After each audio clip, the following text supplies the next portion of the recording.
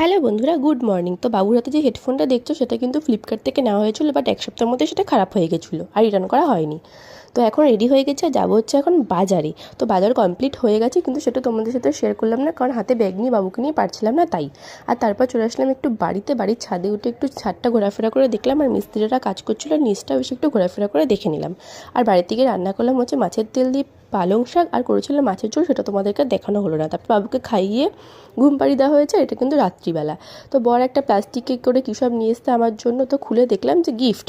আর গিফটের কারণ আজকে ছিল আমার বার্থডে, তো ভিডিওটা একটু লেট করেই পোস্ট করা হচ্ছে।